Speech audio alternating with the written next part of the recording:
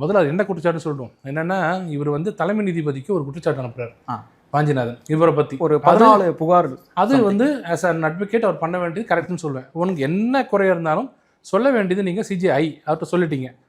அதில் 14 குற்றச்சாட்டு வச்சிங்க. எல்லாமே ஃபிலிம்ஸி என்னை பொறுத்த வரைக்கும் அவருக்கு நல்ல பாயிண்ட்டாக இருக்கலாம். அதை வச்சு அவர் ஆக்ஷன் எடுக்கட்டும், அது அவங்க ஜுடிஷியரி விஷயம்.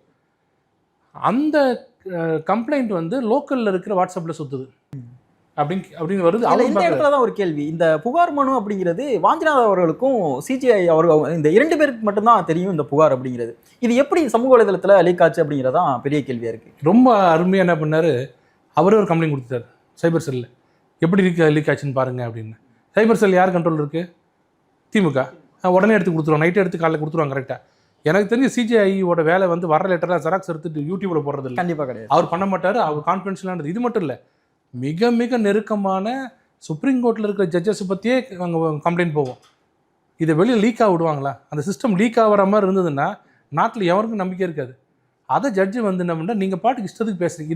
இந்த லெட்டருக்கும் அவர் விசாரித்து சம்மந்தம் இல்லைங்க. ரொம்ப அழகாக அவங்க கோர்வையை கரெக்டாக கொண்டு வராங்க தீகா கம்யூனிஸ்ட்லாம். இந்த லெட்டர் அனுப்பிச்சதுனால கோவப்பட்டு அவர் கூப்பிட்டு எப்படி என்ன மீறி லெட்டர் அனுப்பிச்சேன் அப்படின்னு இவரே இதை விசாரிக்கலாமா? அடுத்த வார்த்தை யார் மீது குற்றம் சாட்டப்படுறாரோ அவரே விசாரிக்கலாமா?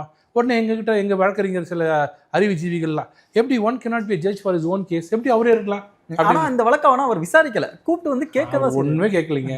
யூடியூப்பில் கண்டபடி திட்டுறேன். இப்போ நான் இருக்கிறேன் இந்த யூடியூப்பில் பேசிகிட்டு இருக்கேன். ஒரு ஜட்ஜை பற்றி இஷ்டத்துக்கு பேசுகிறேன். அதாவது சட்ட ரீதியாக இல்லை, அவர் சாதி அவர் யாரை பார்த்து வந்து அவர் ஆர்டர் போடுறாருன்னு நான் சொல்கிறேன். என்ன நாளைக்கு கோர்ட்டில் நீதிபதி பார்த்தாருன்னா, ஏன் சார் இப்படி பேசிட்டு இருக்கீங்க நீங்கள் கேட்கலாம்? கேட்கக்கூடாதா? கண்டிப்பாக கேட்குறாரு. நீங்கள் இன்னுமா நினைக்கிறீங்க எங்கள் 2 பேரை பார்த்து கேஸ்ட் பேஸ்டாக நாங்கள் இருக்கோம், பயஸ்டாக இருக்குன்னு நினைக்கிறீங்களான்னு கேட்குறாரு. ஒன்று ஆமாம் அப்படின்னு சொல்லணும், தைரியம் இருந்தால்.